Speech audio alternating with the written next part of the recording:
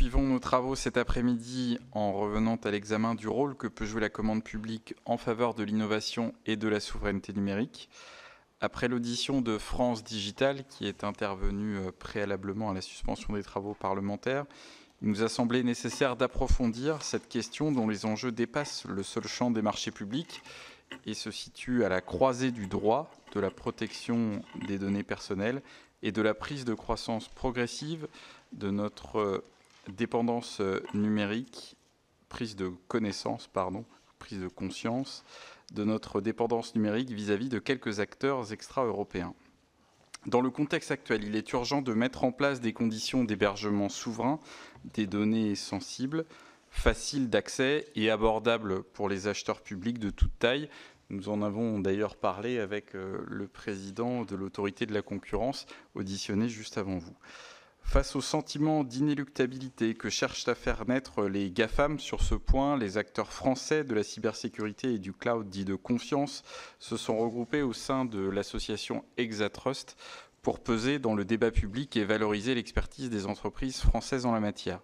Nous recevons donc ces représentants, Monsieur Jean-Noël de Galzin, son président, Madame Dorothée de Cropp, sa déléguée générale, qui sont accompagnés des responsables de 2 entreprises spécialisées dans l'hébergement des données en cloud. Il s'agit de M. Stéphane Blanc, président directeur général d'Antemeta, et de M. Jérôme Leca, président directeur général de Scality.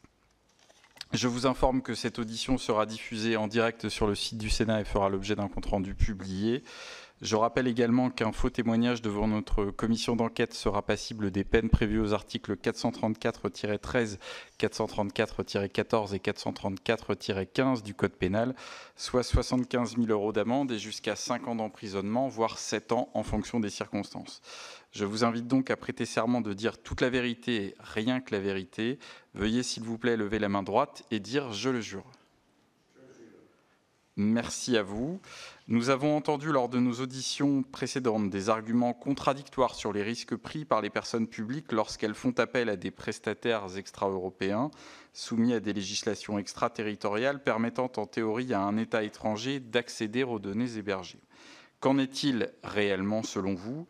Nous aimerions savoir si le fait que ces données soient cryptées constitue, de votre point de vue, une protection suffisante et si la présence des serveurs de ces entreprises sur le territoire européen les protège effectivement de toute ingérence. De même, la question de l'hébergement de données publiques sensibles touchant à la vie privée des Français auprès d'entreprises américaines serait justifiée par le fait que seuls les GAFAM seraient en mesure d'offrir les prestations attendues. Je me tourne évidemment vers notre collègue Catherine Morin-Desailly. Une telle assertion reflète-t-elle la réalité selon vous? Où en est-on du développement d'une offre d'hébergement souveraine, qu'elle soit française ou européenne? De manière plus générale, quel est le regard que vous portez sur l'adéquation du cadre juridique de la commande publique avec votre secteur d'activité? Le soutien qui lui est apporté via la commande publique semble clairement perfectible, mais faut-il faire évoluer la norme ou œuvrer à un rapprochement des cultures entre les acheteurs publics et le monde de l'innovation que vous représentez? Enfin, vous pourrez nous apporter un regard sur ce qui se passe dans les autres pays européens où vos membres exercent leur activité, en nous indiquant si la commande publique y est, selon vous, mieux pilotée ou si la question de la souveraineté numérique, au contraire, n'y est pas une préoccupation. Je vous laisse maintenant la parole pour une bonne vingtaine de minutes pour vous quatre, et ensuite, monsieur le rapporteur vous interrogera, ainsi que les membres de la commission d'enquête qui nous font l'honneur de leur présence. Je vous remercie. Merci beaucoup de nous écouter, de nous recevoir. Alors nous sommes 4, donc on va se répartir la parole selon l'adage de l'association qui nous fédère, qui s'appelle Exatrust, et qui a pour devise « L'union fait la force ». Donc Exatrust, juste en 2 mots, c'est un groupement qui regroupe des acteurs de la cybersécurité, du cloud, des logiciels de confiance, par exemple ce qu'on appelle les digital workplace ou les outils collaboratifs, les réseaux d'entreprise, qui gèrent les réseaux d'entreprises, et on va dire dans le domaine de la confiance numérique. Nous sommes 150 membres. Nous étions, il y a 10 ans, 11 entrepreneurs et dirigeants dans la cybersécurité à avoir monté cette organisation. Donc 150 organisations aujourd'hui qui représentent peu ou prou 18 000 personnes, pardon, et 10 milliards de chiffre d'affaires cumulés. Alors, notre particularité, c'est d'essayer de promouvoir, de défendre et de mettre en valeur l'offre de cyber et de cloud française, de plus en plus européenne, puisque les entreprises françaises constituent, avec des fonds d'investissement ou d'autres acteurs de l'industrie cyber, des acteurs européens. Et nous avons aussi la particularité de représenter cette filière qui est à la fois constituée de start-up, qui sont des fameuses start-up de la French Tech, mais aussi des PME innovantes qui ont déjà des premières réussites, des ETI, pré-ETI, ETI, ou des grands groupes dans ces domaines de la tech de confiance européenne. Alors, évidemment, dans cette thématique de la commande publique, et pour répondre à vos questions un petit peu, je laisserai après mes camarades rentrer plus dans le détail, mais bien évidemment, c'est une question qui est cruciale pour tout entrepreneur, pour toute entreprise qui démarre ou qui doit se développer. Et je dirais que ce qu'il faut dire en premier lieu, c'est que oui, la tech européenne, oui, la tech française dans le paysage européen de la tech est leader dans beaucoup de domaines. C'est-à-dire que nous sommes dans le domaine de la cybersécurité, dans le domaine du cloud sécurisé de confiance, dans le domaine de l'intelligence artificielle ou dans le domaine de l'informatique quantique. Eh bien, nous avons des pépites technologiques qui sont capables d'exporter dans le monde entier et qui sont d'un excellent niveau fonctionnel et technologique. Et là, puisque c'est filmé, j'en profite, il faut remercier les Français, car grâce au crédit d'impôt recherche, grâce à la jeune entreprise innovante et un certain nombre de dispositifs qui nous rendent compétitifs sur ces questions-là, nous avons aujourd'hui l'une des industries émergentes les plus performantes au monde dans ces domaines particuliers. Nous avons également un écosystème. Nous-mêmes participons à l'émergence de cet écosystème, à sa promotion, on va le voir avec Jérôme notamment, dans le monde entier, à sa mise en œuvre dans des environnements industriels qui sont parfois extrêmement innovants, on va le voir avec Stéphane et Antemeta, et en tout état de cause, on va faire en sorte que toutes ces solutions et ces technologies soient accessibles le plus loin possible par le plus de clients possible. Et donc, il faut dire que, évidemment, l'accès, donc l'écosystème est très important, l'accès au marché est crucial. L'accès au marché, c'est la clé de la croissance de toute entreprise, pas de la tech, de toute entreprise. C'est dire si la commande publique est pour nous cruciale. Donc, la tech européenne et la tech française est d'un excellent niveau. Deuxièmement, la commande publique, c'est un peu notre incubateur, c'est-à-dire ce sont nos premiers clients. Et qu'est-ce qui fait des États-Unis la première nation au monde dans beaucoup de domaines de la tech? C'est qu'ils ont réussi, après la guerre, à partir du New Deal, à partir du plan Marshall, à consacrer une part de leurs commandes et de leurs investissements publics à des entreprises de la tech, à des entreprises de la recherche, et constituer des entreprises qui sont devenues ces fameuses start-up. Et ces start-up ont ensuite été capitalisées grâce à un merveilleux outil dont nous avons amplement besoin, qui sont les marchés financiers, le fameux Nasdaq aux États-Unis. Nous n'avons pas de Nasdaq européen. Je ne vais pas m'étendre dessus, je pense que France Digital, avant nous, a dû s'étendre sur le sujet. Je suis moi-même à la tête d'une société cotée en bourse qui s'appelle Walix, et j'observe que, alors que le Nasdaq a longtemps flirté avec les plus hauts, nous sommes, depuis longtemps, nous flirtons avec les plus bas à la bourse française. Je m'interroge sur les environnements réglementaires censés favoriser les petites entreprises et je pense qu'il faut revoir ça de fond en comble, d'autant qu'il y a normalement un dispositif qui s'appelle les fonds Tibi qui était destiné à financer le troisième renouveau industriel, c'est ce qui est écrit sur le site de France 2000. Des fonds Tibi, et qui a été prononcé par M. Bruno Le Maire. Donc ça, c'est important, le financement. Mais la clé, c'est bien l'accès au marché. Et donc, c'est pour ça que nous sommes ici. Et que nous sommes ici parce que si nous arrivons à avoir une commande publique qui soutient nos entreprises émergentes. Nous pensons que nous avons les technologies pour exporter dans le monde entier, et à commencer par l'Europe. Et nous pensons que nous pouvons, dans les domaines de la technologie dans lesquels nous avons des entreprises performantes, nous pouvons créer des leaders européens. Et donc c'est notre ambition en tant que groupement Exatrust d'essayer de fédérer cette offre d'entreprises de la tech pour créer des leaders européens dans ces domaines de la cyber, du cloud, du quantum computing ou de l'IA. Voilà. Et nous avons aujourd'hui un certain nombre de réussites, toutes celles qui sont primées dans les différentes compétitions, prix d'innovation, grandes exhibitions sur ces thématiques du cloud, de la cyber ou de l'IA en particulier. On a également des entreprises qui font des levées de fonds en quantité et qui ne réussiront, même si elles lèvent des fonds, que si elles transforment ces fonds en valeur vendue à des clients. Donc pour nous, effectivement, c'est la clé. Les offres sont en place.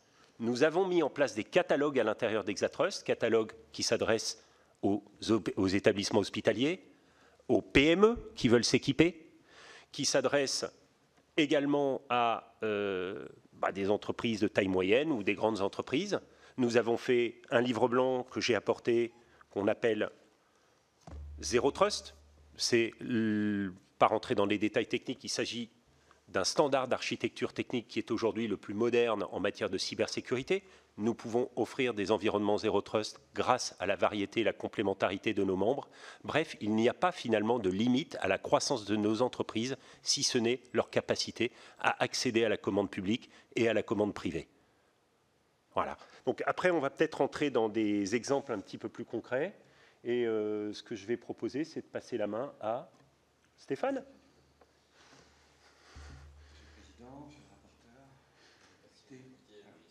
Excusez-moi. Donc, Monsieur le Président, Monsieur le rapporteur, Madame la sénatrice, Monsieur les sénateurs, Mesdames, Messieurs, donc je vous remercie de me donner la parole dans le cadre de cette commission. Donc, je suis président fondateur d'Antemeta, une entreprise française aux capitaux 100% français, fondée en 1995.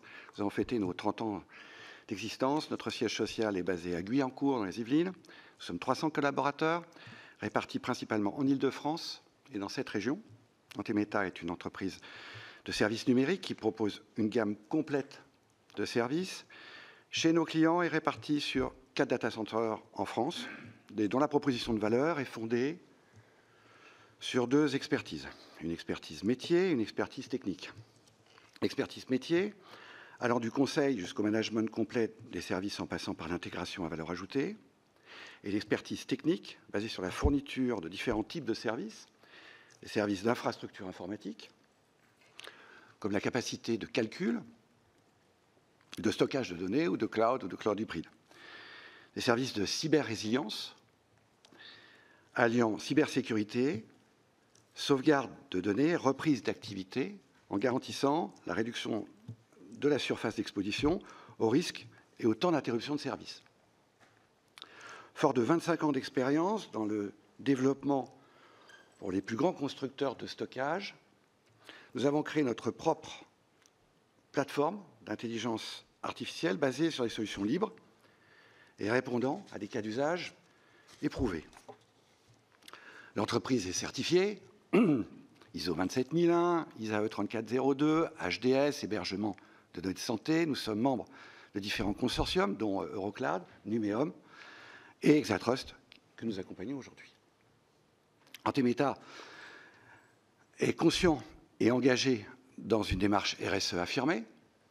Dans le cadre de la décarbonation d'une partie de nos activités, Antemeta a investi dans les projets d'agroforesterie ayant permis la plantation de plus de 10 000 arbres depuis 2021. Cet engagement conduit à l'obtention d'ailleurs d'un label bas carbone. Nous conduisons également un programme de gestion de déchets et nous combattons l'obsolescence programmée avec l'allongement de la vie des matériels informatiques pour nous et pour nos clients. Enfin, dès 2011, Antemeta a adopté et s'est doté d'un bâtiment innovant, respectueux de l'environnement, HQE, BBC, accessible bien évidemment aux handicapés, avec des rétentions WH, je vous passe tous les détails. Bien évidemment, l'éthique est également un point important, et l'éthique des affaires et la charte de diversité font partie intégrante de la conviction et de l'usage de l'entreprise. En outre, Antemeta est engagé dans les territoires, notamment grâce à un certain nombre de mécénats, dont celui de restauration de Rocamadour. Maintenant que vous connaissez Antemeta et fort de notre expérience sur les marchés publics, les chiffres parlent d'eux-mêmes. En 2023, le top 10 des ESN a concentré près d'1,5 milliard d'euros de commandes informatiques de l'État, soit environ 40% du budget IT et télécom public, sans qu'aucune PME et ETI de moins de 250 millions d'euros n'apparaissent dans les classements des 30 premiers fournisseurs. Cet écart montre que la barrière à l'entrée n'est pas le nombre de marchés ou l'opportunité, bien le contraire, mais bien leur taille unitaire, la capacité financière exigée et l'absence de l'allotissement suffisamment granulaire, mais également l'absence de parts de marché réservées aux PME et aux ETI.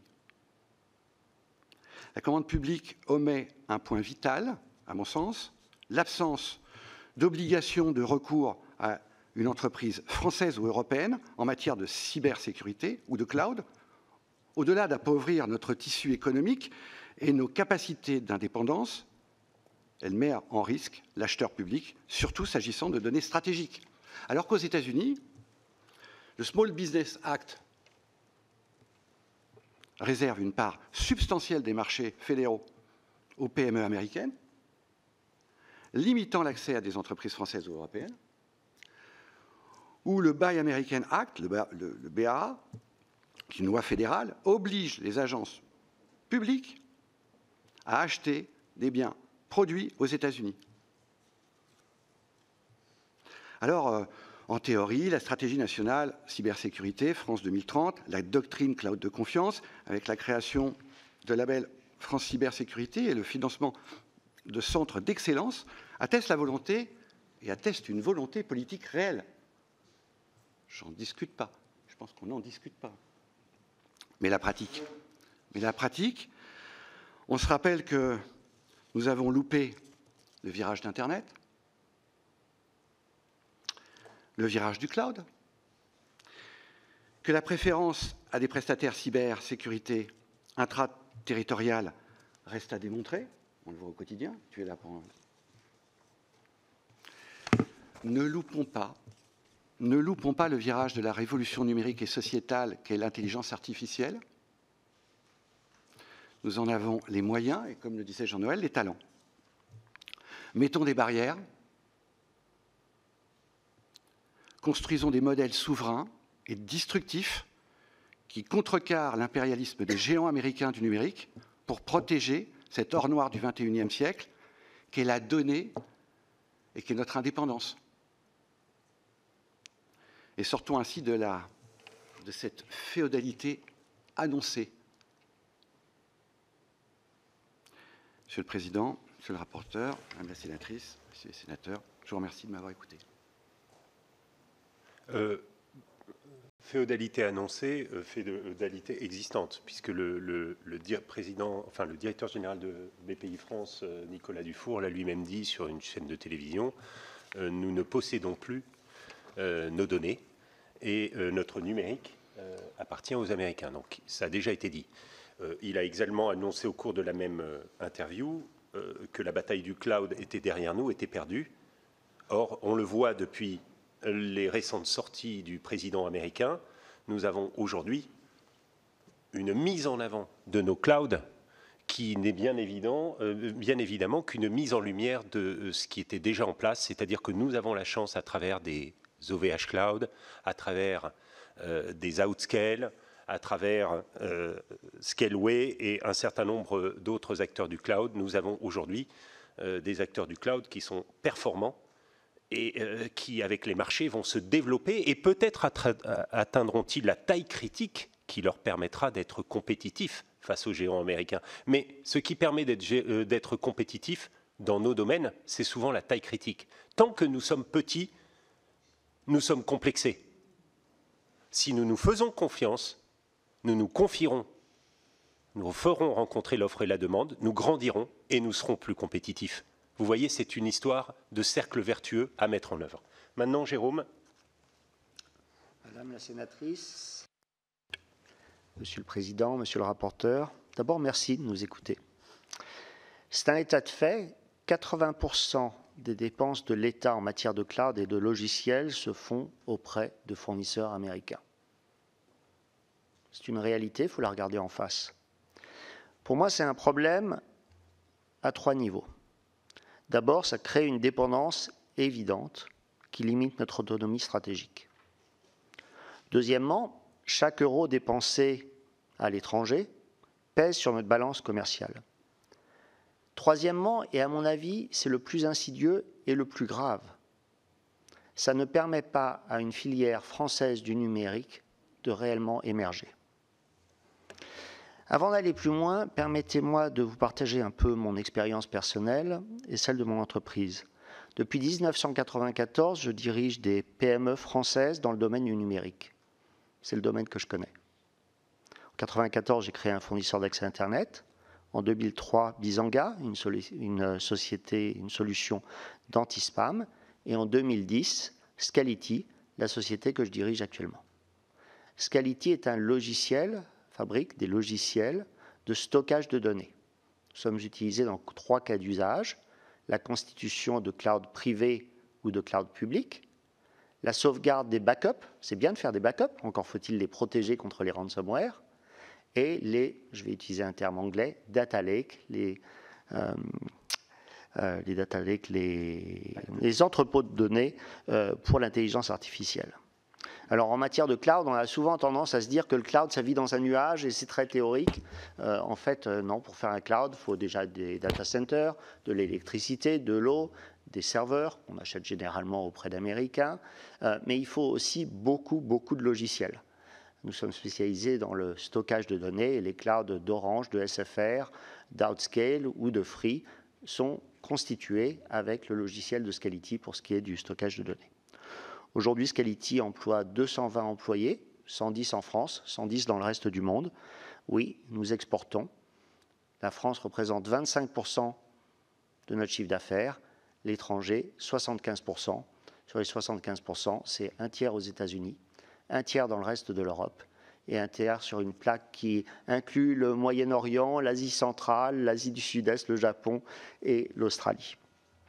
Donc je me promène dans le monde entier, simplement pour aller voir mes clients. Et je peux vous dire ce que je vois. Pour faire grandir Scality aux États-Unis, j'ai vécu 12 ans aux États-Unis. C'est un pays que je connais bien.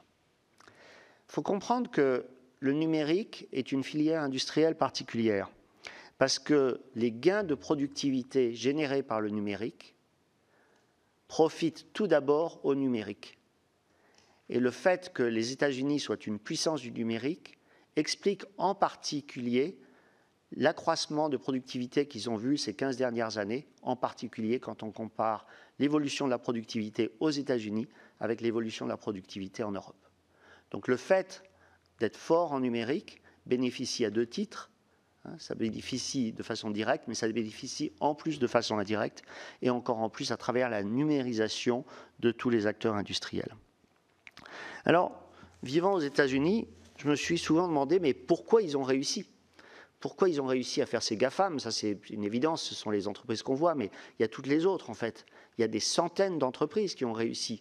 Vous connaissez Cisco, Palo Alto Network, mais c'est les unes derrière les autres. Qu'est-ce qui fait que cette Silicon Valley a réussi, alors que, il faut bien le dire, en France, depuis 2014, les conditions sont là. Il y a un élan vers l'entrepreneuriat. Avec la French Tech, il y a un accompagnement de l'État, il est réel. Avec la BPI et France 2030, il y a de l'argent. Donc pourquoi, depuis 15 ans, on n'a pas réussi alors qu'on met les moyens? Et quand je regarde, je pense qu'une des différences, il y en a plusieurs, mais une des différences criantes, c'est effectivement la commande publique. En fait, quand on analyse tous ces grands succès américains, ils ont tous été assez tôt dans leur développement aidés par l'État fédéral américain. Ça passe par les contrats de la DARPA, mais ça passe aussi par des contrats des grands laboratoires nationaux américains. Ça passe de façon générale par une attitude pro-technologie de la commande publique américaine. Alors vous allez me dire, les dépenses de l'armée américaine sont bien supérieures aux dépenses de l'armée française. C'est vrai, mais par contre, si on prend la part de PIB de la commande publique en France, elle est très importante comparée à la part de PIB de la commande publique aux États-Unis. Donc on a des moyens d'action pour autant qu'on les met en œuvre. Je peux citer quelques exemples. AWS, on le connaît tous, a reçu un contrat de 600 millions de dollars de la CIA en 2013. En 2013, AWS était encore une relativement petite entreprise. Un contrat de 600 millions de dollars, ça aide. On connaît tous l'histoire de SpaceX, qui n'aurait pas existé sans les contrats de la NASA. Donc, c'est pour moi un point essentiel. Et quand je me promène à travers le monde, je me rends compte que beaucoup de pays font ça. Alors, ils le font de façon plus ou moins explicite, mais que ce soit en Corée, en Inde, au Japon, en Arabie Saoudite, et même dans une certaine mesure en Allemagne, je vois que la commande publique est utilisée comme un levier pour faire naître, pour développer une industrie numérique locale. Alors, certains disent qu'il y a un manque d'offres en France. Moi, je ne le crois pas. Okay, je le répète, Scality est reconnu mondialement. On est considéré aux États-Unis comme un leader mondial. On signe, c'était une de vos questions, notre part de commande publique est égale à peu près partout dans le monde. C'est-à-dire qu'on ne voit aucun favoritisme en France et aucun défavoritisme à l'étranger. Et je parle de contrats régaliens. Le dernier en date, nous avons signé hier le ministère de l'Intérieur du Vietnam. Donc c'est vraiment dans le monde entier. Donc il y a des offres. Il y a des offres, mais par habitude, par peur, souvent aussi, beaucoup de donneurs d'ordre, de responsables des achats publics en France ont peur de faire confiance à des sociétés françaises. Je dirais d'ailleurs, pour ce qui est de Scality, que nous avons commencé à faire des ventes de façon significative en France uniquement une fois que nous avons été reconnus aux États-Unis. C'est une fois qu'on a été reconnu par le Gartner, par IDC, par Forrester, que les Français se sont intéressés à nous. Il fallait passer par là. Donc, je pense qu'il y a la question que vous posez, c'est est-ce que la commande publique peut aider et peut avoir un effet d'entraînement sur l'économie française? Pour moi, en ce qui concerne le numérique, j'en ai aucun doute. On en voit l'exemple à l'étranger. Je pense même que c'est une condition nécessaire, mais je constate à la fois un manque de volonté et puis des difficultés réelles de mise en place. Dans ces derniers jours, j'ai à la fois entendu le directeur de la direction des achats de l'État, François Adam, directeur de la DAE, qui affirmait qu'avec le Code des marchés publics, c'était possible de favoriser les PME françaises dans le numérique. Je l'entends, mais j'ai aussi entendu Olivier Sichel, le DG par intérim de la Caisse des dépôts et consignations, qui s'engage pour que son organisation privilégie les acteurs français et européens. Je les entends, mais dans le même temps, j'entends des agents responsables de la commande publique qui me disent qu'ils ne savent pas comment faire. C'est compliqué, et en plus de ça, il y a un problème de formation, et en plus de ça, il y a une peur, puisque la responsabilité de l'acheteur est d'ordre pénal. Donc, ils vont au moins risquer. Et par habitude, le moins risqué, c'est ce que font les autres. Et ça perpétue ce phénomène que 80% des achats de l'État se font auprès d'acteurs américains. Merci. Je voudrais juste à ce stade compléter ce qui vient d'être dit en prenant un exemple là aussi très concret. Il se trouve que l'entreprise que je dirige par ailleurs, dont je parlais tout à l'heure, est une étincelle. Donc une future ETI française, c'est vrai, nous sommes proches de l'ETI. Maintenant, un petit peu analogue à Scality dans le domaine de la gestion des identités et des accès numériques, donc une société de cybersécurité. Et donc, en tant qu'étincelle, nous avons régulièrement des séminaires ou des conférences qui vont nous permettre de voir comment peut-être simplifier, fluidifier nos relations avec l'État. Et notamment, la dernière thématique était sur la commande publique il y a quelques jours. Alors, je ne vous ai pas apporté tout toute la présentation, mais j'ai pris juste une planche qui est quand même très intéressante. Puisque vous regardez les critères d'achat innovants, qui est une procédure qui existe. Voilà, les achats innovants. Donc, il y a 6 critères importants dans les achats innovants. D'abord, réduction des dépenses publiques. Notre solution, la solution que nous proposons, nous, au marché, dans notre domaine, chez Wallis, de la gestion des identités, est répertoriée par les analystes Gartner américains comme étant celle qui offre le meilleur TCO, c'est-à-dire coût de possession, au monde, dans notre catégorie. Accès des PME à la commande publique, c'est notre sujet. Développement de l'innovation. Nous sommes une société qui investissons près de 25% de notre budget annuel à la R&D. Responsabilité environnementale. Nous sommes médaille d'or ETI-Finance. Nous investissons dans la RSE. Nous sommes la 7e entreprise de notre catégorie dans le domaine du numérique sur un total de 250. Responsabilité sociétale. Nous investissons dans l'éducation, dans les écoles pour l'apprentissage de la cybersécurité des plus jeunes. Et enfin, soutien aux filières françaises et européennes. J'ai envie de vous dire, les dispositifs, ils existent. Enfin, un certain nombre de dispositifs existent. Et je sais que récemment, ils ont été renforcés, puisqu'on a dit jusqu'à 100 000 euros, plus de procédures obligatoires de mise en concurrence. On salue ce type de geste. On s'interroge sur leur non-mise en œuvre. C'est-à-dire que sur le terrain, croyez-moi, il n'y a pas de résultats probants. Voilà. Il y a des résultats qui fonctionnent. Je vous invite également à lire le rapport qui a été édité par l'ANSSI, l'Agence nationale de sécurité des systèmes d'information, qui mentionne un programme France 2030 qui a été proposé et confié à l'ANSSI à la suite des travaux de la filière industrie de sécurité pour créer un fonds qui incite non pas l'industrie, mais les utilisateurs, c'est-à-dire les établissements hospitaliers, les mairies, avec un fonds de 40 millions d'euros qui a été dédié à l'équipement cybersécurité. C'est un succès, puisqu'il a permis d'équiper, on va dire, plus de 200 établissements sur leur projet de modernisation en cybersécurité. Ça a, selon le dernier rapport de l'ANSSI, baissé les incidents en matière de cybersécurité dans les établissements hospitaliers, donc ça fonctionne. Et ce qui est intéressant dans ce rapport, c'est qu'il n'y a pas eu besoin de régulation.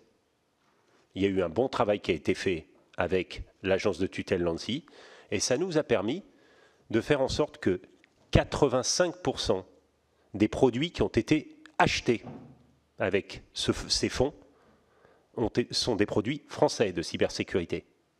93% des produits européens.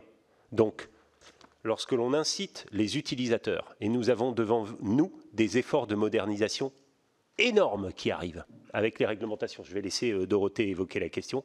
Ce que je veux dire là, c'est qu'il y a des choses qui existent et qu'on n'utilise pas. Les achats innovants, par exemple, on a parlé de l'allotissement et d'autres choses. Il y a des expériences qui montrent, quand on aide les utilisateurs sur ces sujets modernes, des sujets de technologie, des sujets parfois complexes, ça fonctionne et on peut acheter français et européen. Il n'y a pas besoin d'aller chercher outre-Atlantique ou extra-européen. Et je finirai en disant les critères. Nous, industriels, faisons certifier nos produits en France, en Allemagne, en Espagne, dans d'autres pays. Nous faisons certifier nos produits. Nous faisons auditer nos produits par les agences de l'État. Ça n'apparaît pas dans les critères des appels d'offres. C'est dommage. Le local, comme l'évoquait Stéphane tout à l'heure, n'apparaît pas, ou rarement, dans les appels d'offres. Donc, il est important de retravailler les critères pour mettre en évidence des choses qui sont assez concrètes et dont on a besoin. C'est-à-dire que c'est souvent, vous savez, la cybersécurité ou la tech, c'est quand ça va mal qu'on a besoin d'avoir son partenaire. Donc, le critère de local est tout de même important. Voilà, donc choisissons les bons critères. Dorothée.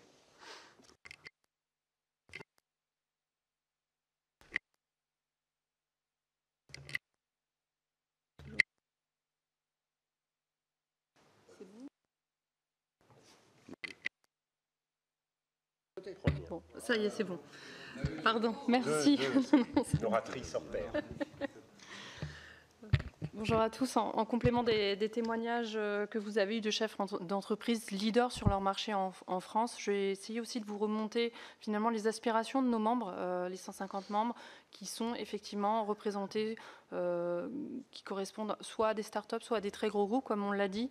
Néanmoins, je parlerai plus de remontée des startups et des PME. En fait, la commande publique est réellement perçue comme un outil de passage à l'échelle qui n'est évidemment pas le seul, mais la commande publique a cette spécificité, c'est qu'elle vous permet à la fois d'avoir une caution et une validation produit qui est incomparable sur le marché et qui permet à la fois de promouvoir ces mêmes solutions qui sont souvent co-construites avec les interlocuteurs du public, de la commande publique, pour entamer de nouveaux marchés vers le privé et surtout vers l'export.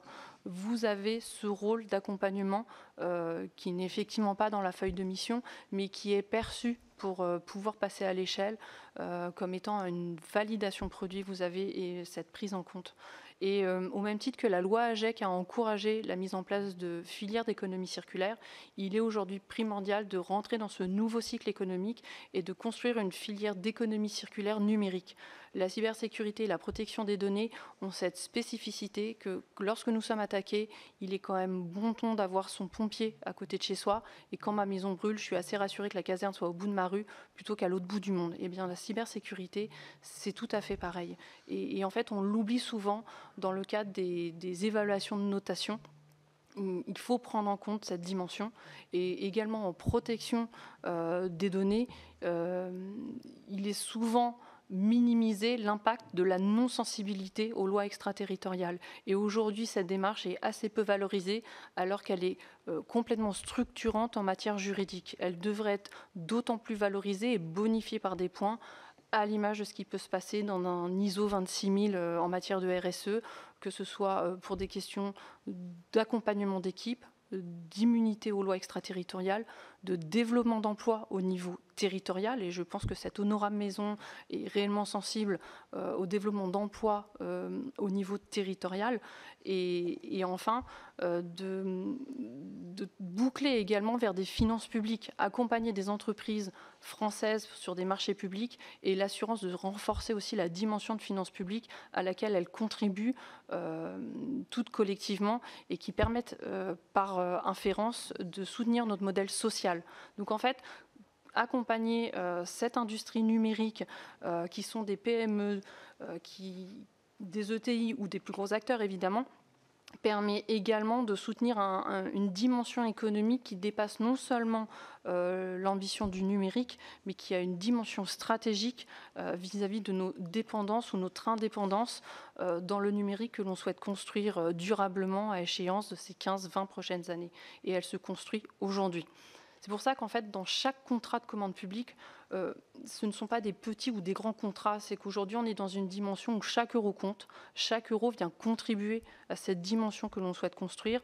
Et si je pouvais remonter quelques frustrations de nos membres, c'est de ne pas être considéré finalement comme un partenaire facile, lambda, finalement, dans cette relation économique qu'ils peuvent avoir avec certains acteurs publics. Il y a évidemment des choses qui se passent bien, mais néanmoins, pour des PME, l'accès au marché, les barrières à l'entrée, qui ne sont pas forcément dans le code, mais qui sont dérivées un peu de certaines pratiques, de certaines lenteurs, de certaines incompréhensions, de certaines mauvaises formations, puisqu'il faut reformer les gens aux enjeux du numérique, aux enjeux de l'achat du numérique. Eh bien, quand vous mettez tout à bout toutes ces petites barrières et ces petites difficultés, à la fin, vous excluez finalement une partie du monde économique sur ces marchés.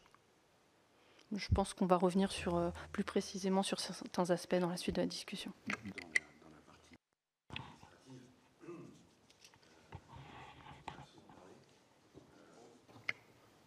Au niveau il serait quand même opportun qu'enfin on ait un passeport fournisseur unique. Enfin, je ne sais pas si... Comme aujourd'hui, on a un numéro de sécu, France Connect, voilà. Faisons la même chose pour les entreprises. Vous vous rendez compte toute la paperasse qu'on doit remplir aujourd'hui pour répondre à un appel d'offres. Enfin, en essence, c'est notre quotidien. Mais voilà, un passeport fournisseur, point, on le remplit, on l'évalue tous les ans, et puis c'est terminé. pour les PME, c'est simple à faire. On l'a fait pour nous. Faisons-le pour les entreprises, en partie pour nos entreprises. Et je permettrai juste de rappeler, parce que vous avez posé la question tout à l'heure, par rapport effectivement à l'accès aux données. Ouais. L'article 702 du FISA, le Patriot Act, le Cloud Act autorise les autorités américaines à accéder à nos données. C'est fou. Ouais. Dans même les données qui sont dans nos data centers. Et vous voulez partir avec l'IA des Américains? On nous met Microsoft avec de l'IA de base. Alors, ça, enfin, stop, arrêtons. Stéphane. J'ai fait 30 ans que j'ai une entreprise dans l'IT. Excuse, vas-y. Jean-Noël. Tu parles avec le cœur. Ça m'insupporte. Arrêtons. On a besoin. Il n'y a pas que les entrepreneurs ne vont pas être que des gens qui vont expliquer les barrières. On a besoin de vous pour établir ces barrières. Si l'IA aujourd'hui, vous ne faites pas quelque chose pour les entreprises françaises, à travers la commande publique, vous perdrez le cloud, vous perdrez la cyber. C'est la base. Et on aura perdu la guerre du numérique. Terminé. En tout cas, soyez assurés que les sénateurs autour de cette table sont absolument convaincus et engagés dans cette commission d'enquête justement pour faire avancer cette cause qui nous rassemble très largement, pouvoir public et opérateurs économiques. Monsieur le Président, vous souhaitiez apporter un complément? Oui, non, ce que j'allais dire, j'allais réagir exactement à ce que dit Stéphane. Il faut bien que vous compreniez une chose, c'est que vous avez en face de vous la chance d'avoir des entrepreneurs et vous avez une femme qui est très investie aux côtés de ces entrepreneurs, en l'occurrence Dorothée, qui vient de l'industrie automobile. Donc vous voyez, elle ne vient pas de la tech, elle n'est pas dans le cloud, elle a les pieds bien sur terre, elle aussi. Non, mais c'est important à dire, hein. Vous savez, souvent la première qualité pour faire de la tech, c'est d'avoir les pieds bien sur terre. Et on a la tête dans les nuages, on a les pieds bien sur terre. Par contre, on parle souvent d'un plafond de verre. Il existe un plafond de verre. Le plafond de verre, c'est la commande. Pas la peine de chercher la énième sensibilisation, le énième dispositif de multiplier les doctorants ou je ne sais pas quoi. Bon, il y a eu tellement de choses sur l'innovation, c'est magnifique. Hein. Mais où sont les ETI? C'est ça, la question que je vous pose. C'est tout ce système, combien d'ETI? Voilà, combien d'ETI? Par contre, vous avez d'autres entreprises avec des entrepreneurs, soit serial entrepreneurs comme on dit, soit des entrepreneurs qui sont depuis longtemps à la tête de leur boîte. Un entrepreneur de la tech, ce n'est pas quelqu'un qui veut vendre sa boîte au meilleur prix, à l'américain le plus offrant, comme je l'ai déjà entendu moult fois, voire certains dans les médias le dire. Nous, on rêve d'être capitaine d'industrie quand on crée notre boîte pour un certain nombre d'entre nous, et on galère. Parce que le premier endroit où on a du mal à convaincre, c'est à côté de chez nous. Et ça, c'est vraiment quelque chose dont il faut avoir confiance et c'est ce qui fait qu'on parle avec le cœur. Parce qu'on peut faire tous les rapports qu'on veut. Vous pouvez aller chercher tout ce que vous voulez dans les pays ailleurs. Nous l'avons fait depuis des années. Nous l'avons vu. Nous l'avons expérimenté. Nous travaillons dans des dizaines et des dizaines de pays du monde. On a quand même un pays qui est magnifique, une nation avec beaucoup d'entrepreneurs, une tech au top niveau.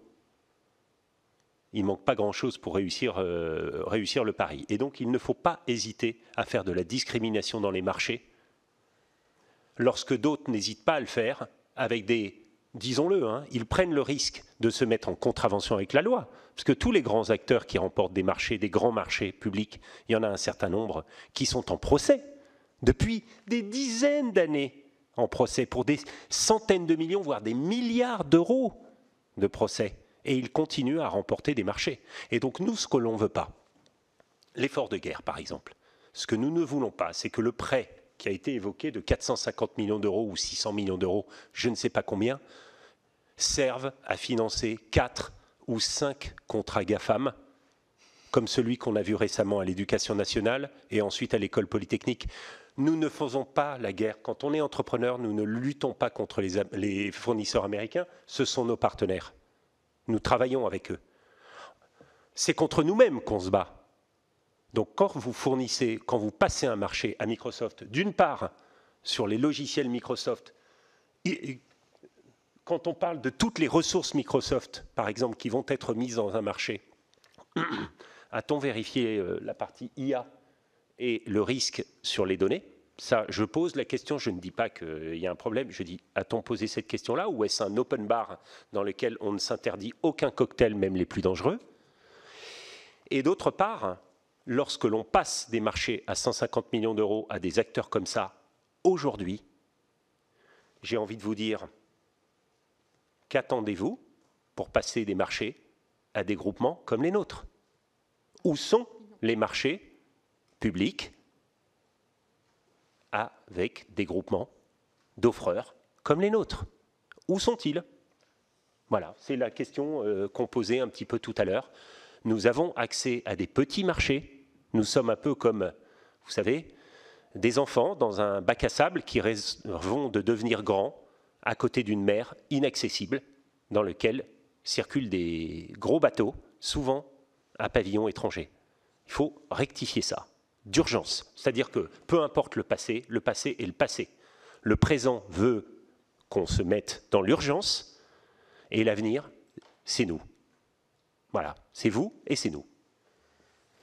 Tout simplement pour que ce soit clair aussi, certains de nos collègues sont élus locaux et donc dans le cadre de leur collectivité peuvent être amenés directement ou indirectement à intervenir sur la passation des marchés. Mais s'agissant de l'État, il est bon ici de rappeler que même si nous sommes parlementaires, ce n'est pas nous directement qui intervenons, non mais c'est bien de le rappeler, notamment pour celles et ceux qui pourraient nous regarder, et bien prendre conscience que c'est tout l'objet aussi de cette commission d'enquête, c'est de pouvoir demander des comptes aux services et aux directions de l'État, ce que nous avons déjà commencé à faire avec monsieur le rapporteur, avec les collègues membres de la commission d'enquête, pour qu'en effet les lignes bougent dans le bon sens, parce que, encore une fois, sur les objectifs que vous affichez, que vous revendiquez, nous les partageons. Je me tourne vers nos collègues sans aucune forme d'hésitation. Et c'est ce qui a conduit aussi à la création de cette commission d'enquête. Donc, soyez-en assurés. Monsieur le rapporteur.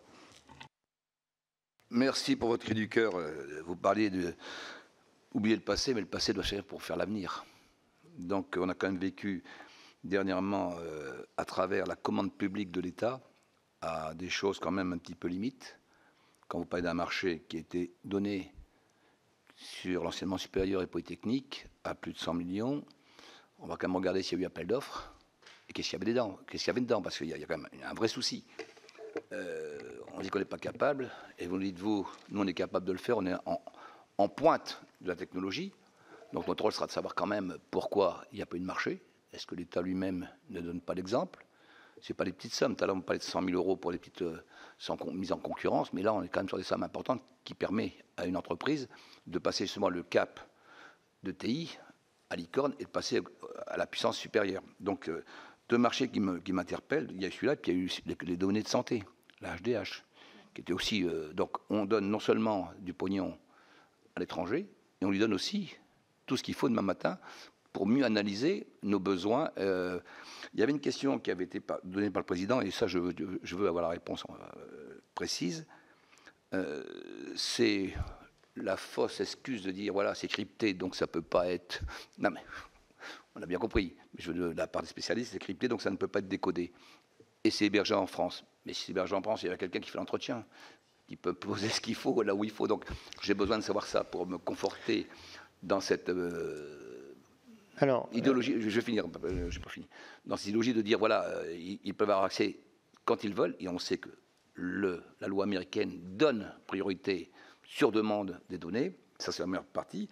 Et puis, si vous avez suivi les appels d'offres, enfin, ou le semblant, qu'est-ce qui a permis de dire qu'on n'était pas taillé pour la course?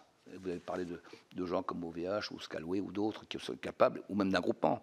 Donc moi j'ai un peu peur quand même, pas de la frilosité de nos acheteurs, mais d'un certain lobbying qui vient de très loin, qui peut être par des gens qui sont... Parce que vous savez, quand il y a un appel d'offres, il y a quelqu'un qui fait le cahier des charges. Et je suis en cité, mais il y a des opérateurs comme McKinsey qui sont très introduits. On le voit, on a fait une commission d'enquête sur les appels d'offres pour des conseils de McKinsey. Quels sont les liens, si vous voulez, qu'il peut y avoir dans tout ce milieu-là? Je n'en sais rien, mais j'ai un peu une crainte quand même qu'il y a parmi certains de décideurs une facilité, parce qu'on leur donne du clé en main, voilà, sans, et vous l'avez rappelé, sans sans succès, enfin, ou inquiétude juridique, de donner, voilà, on est parti avec Microsoft parce que c'est eux ou d'autres, parce que c'est l'habitude. Et j'ai l'impression qu'aujourd'hui, ça devient très grave. Et vous avez raison de nous faire votre clé d'alerte. Et nous, dans cette commission d'enquête, on veut savoir. Donc, rappelez-moi si les données cryptées, c'est une protection. Rappelez-moi si le fait de débat chez nous, et on sait que les tuyaux, ils vont ailleurs, pour savoir la suite à donner à cette commission d'enquête. Mais je pense que c'est un sujet stratégique. On arrive demain sur une guerre qui sera certainement par l'IA. Et si on loupe le train, là, on a déjà loupé celui du Minitel, et puis à l'époque on était pas mal, mais on a pris un coup quand même en très peu de temps. Voilà, si vous pouvez m'expliquer là-dessus. Merci. Alors déjà, très très clairement, le fait que les données soient hébergées en France, c'est complètement neutre dans le sujet. Ok, ça ne compte pas. Ce qui compte, c'est quelle est la nationalité de l'exploitant. Si c'est exploité par une entreprise américaine, elle doit se conformer aux droits américains. Et donc, si l'État américain lui demande de donner les données d'un de ses clients, elle doit le faire, c'est tout. Elle a une obligation légale dans son pays, et elle le fait. Okay, donc ça c'est très simple. Sur la question des données cryptées, oui, le chiffrement protège bien. La question, c'est qui a la clé de chiffrement? D'accord? Donc, si c'est le client, et là on parle de commande publique, donc entité publique qui a la clé de chiffrement et que c'est correctement chiffré, je ne dis pas que c'est complètement impossible pour une armée étrangère de déchiffrer, mais enfin c'est quand même vraiment très difficile. C'est un très bon niveau de protection. Hormis peut-être pour des données très très très secrètes. Okay, la chose, c'est que bien souvent on vous dit c'est crypté, mais la clé de chiffrement elle est détenue par le prestataire américain. Alors là ça sert à rien parce que le prestataire américain il doit se conformer à sa loi nationale. Et puis un autre problème, c'est ok, alors on peut chiffrer avec une clé de chiffrement qu'on maîtrise en tant qu'utilisateur. Ça, c'est sécure. Mais si la donnée dans le cloud, elle est chiffrée, ben dans ce cas-là, on ne peut faire aucun traitement de cette donnée. Donc, ça ne sert à rien. Donc, de stocker des données chiffrées dans le cloud, ok, ben c'est un stockage bête, mais on ne peut rien en faire. Donc, en pratique, la notion de chiffrement, quand on le regarde à la légère, oui, c'est une réponse pertinente, mais quand on la met en pratique, c'est très rare que ça fonctionne. La deuxième question sur... malheureusement, ce n'est pas aussi simple. Donc, parfois, les appels d'offres sont en fait défavorables aux entreprises françaises, alors que des passations de marché de gré à gré sont favorables. Donc, c'est vraiment pas aussi simple. Ce que je constate souvent, c'est que les appels d'offres ne sont pas rédigés par les donneurs d'ordre eux-mêmes, parce qu'ils n'en ont pas la compétence. Donc la rédaction de l'appel d'offres peut être sous-traitée à une ESN. L'ESN, elle va avoir un intérêt à privilégier des fournisseurs avec qui elle travaille beaucoup. Alors l'UGAP, ce n'est pas une ESN, mais oui, ça rentrerait, c'est un exemple, non, je pense plutôt au Sopra Steria, Capgemini, Atos et autres, qui peuvent avoir intérêt à simplement travailler de concert avec les entreprises avec lesquelles elles travaillent le plus, et les entreprises avec lesquelles elles travaillent le plus, c'est les entreprises dominantes sur le marché, ce sont donc les entreprises américaines. Et donc on se retrouve avec des appels d'offres qui sont écrits à la faveur d'entreprises américaines. Le cas spécifique de la suite Office de Microsoft et la suite de Google, pour moi, sont des cas spécifiques et sont très souvent montés en épingle et en traitant tout le sujet du cloud comme ce cas de la suite Microsoft Office ou de Google Workplace. Je pense que c'est vrai qu'aujourd'hui, il n'existe pas en France une offre entièrement intégrée, complète, sur une entreprise aussi complète et aussi intégrée que ces deux offres. Okay, c'est un fait. Mais soyons vigilants, parce que c'est des cas très particuliers. Si on prend le ministère de l'Éducation nationale, qui a passé effectivement un contrat avec Microsoft, c'est vrai, mais il y a beaucoup d'autres choses qu'ils font sans Microsoft. Leur messagerie est faite sans Microsoft, avec un mélange d'acteurs open source et avec Scality aussi. Toute leur collaboration de vidéoconférence est faite avec un logiciel open source qui est hébergé chez Scaleway.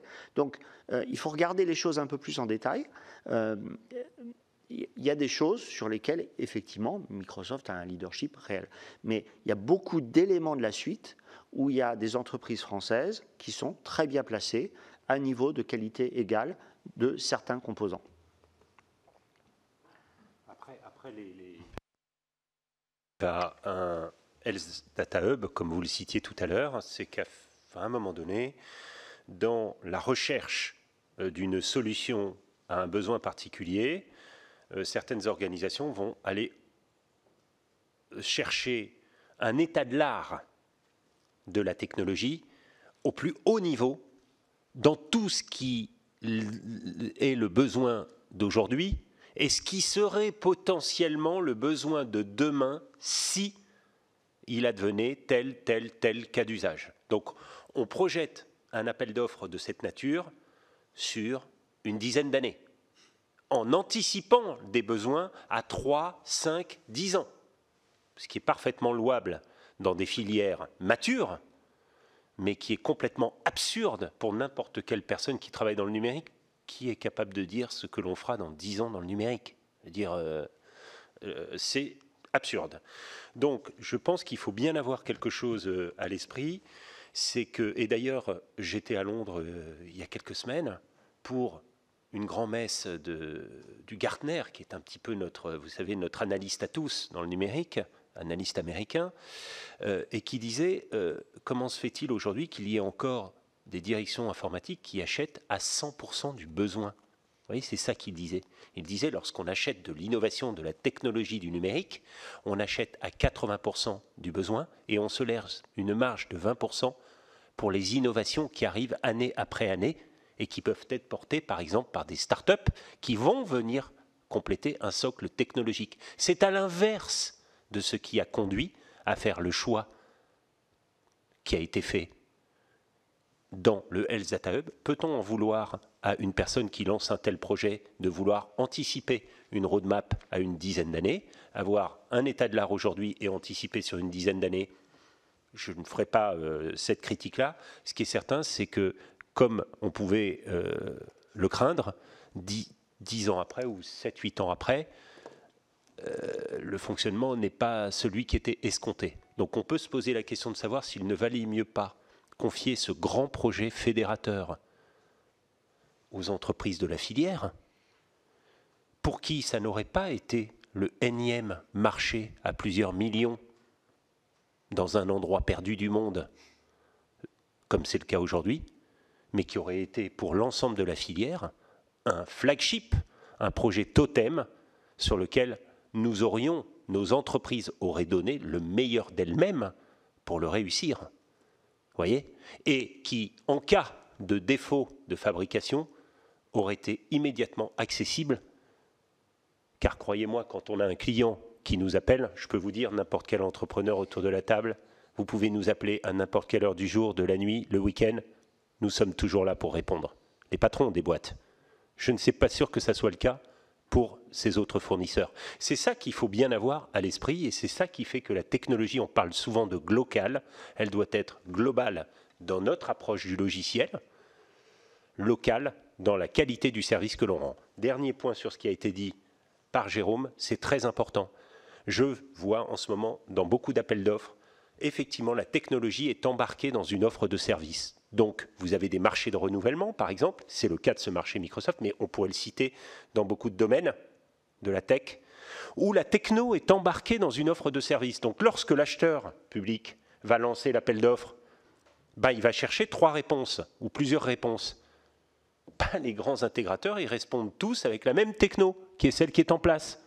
Donc, nous ne pouvons pas répondre, en réalité, puisque les grands intégrateurs répondent avec la solution en place. Quel besoin d'aller transformer une solution en place, peu importe qu'elle marche ou qu'elle ne marche pas, pour pouvoir perpétuer un marché qui peut devenir un marché, qui pourrait devenir un marché de rente. C'est quelque chose qui est extrêmement transpire à travers nos membres. il est impératif, vous appelez ça Small Business Act, Buy European Act, European Tech Buy Act, vous appelez ça comme vous voulez, mais il faut impérativement que la technologie, souvent portée par des PME, des startups, des PME, des ETI, soit identifiée et fasse aussi l'objet d'une procédure s'il doit y en avoir une. C'est impératif, parce que la technologie, c'est la clé. Les services vous installeront n'importe quelle solution. En revanche, la technologie, une fois qu'elle est en place, elle y est pour longtemps. Donc c'est la clé, c'est la clé. Donc ça, c'est quelque chose qui est essentiel. Moi, je le vois au quotidien dans les très grandes entreprises publiques, certaines entreprises privées évidemment, dans la commande publique, c'est fréquent. Voilà, la techno, c'est un achat à part entière. Le service pour la mettre en œuvre, c'est un autre achat. Voilà, ça c'est quelque chose qui est pour nous absolument encore plus essentiel quelque part que de créer une énième procédure de Small Business Act ou je ne sais quoi. Ce qui va dans le sens de la dynamique d'allotissement que nous évoquons aussi régulièrement et du dialogue que nous avons eu tout à l'heure avec le président de l'autorité de la concurrence qui soulignait bien les dynamiques oligopolistiques à l'œuvre dans ce secteur. Monsieur le rapporteur, vous souhaitiez réintervenir. Ensuite, Madame Morin-Desailly, Monsieur Salmon et Monsieur Ruel.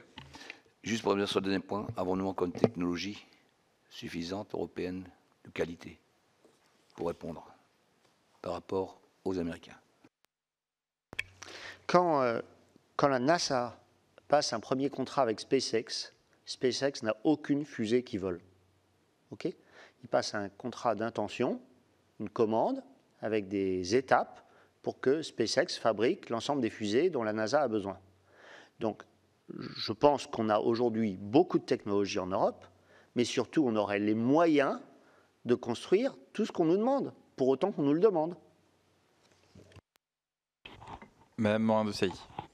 Merci, Monsieur le Président. Merci à tous les quatre. Vous avez chacun à votre tour très bien et de manière très claire expliqué la situation et la manière dont le secteur des nouvelles technologies s'était construit ces 40 dernières années. Je voudrais juste dire à Monsieur Blanc que je ne pense pas que nous ayons raté la bataille de l'Internet, si je puis me permettre, parce que je voudrais rappeler quand même que c'est Louis Pouzin, un Français au sein du CERN, qui invente l'Internet. Le problème, c'est après. C'est après. C'est à partir du web, etc., et de toutes les nouvelles technologies qui se sont succédées depuis. On a complètement laissé de côté la bataille pour ces nouvelles technologies et la construction d'un écosystème européen. Et vous l'avez très bien raconté, à la différence des autres pays dans le monde. Vous avez raison d'exprimer votre colère, avec véhémence. Je vous invite d'ailleurs à regarder le débat que nous avons eu hier sur l'intelligence artificielle avec Lara Chapaz. Personnellement, je l'ai directement interpellée sur la manière dont les 109 milliards d'euros dans l'IA comptent être investis, puisqu'ils ont été annoncés lors du sommet de l'IA par le président de la République.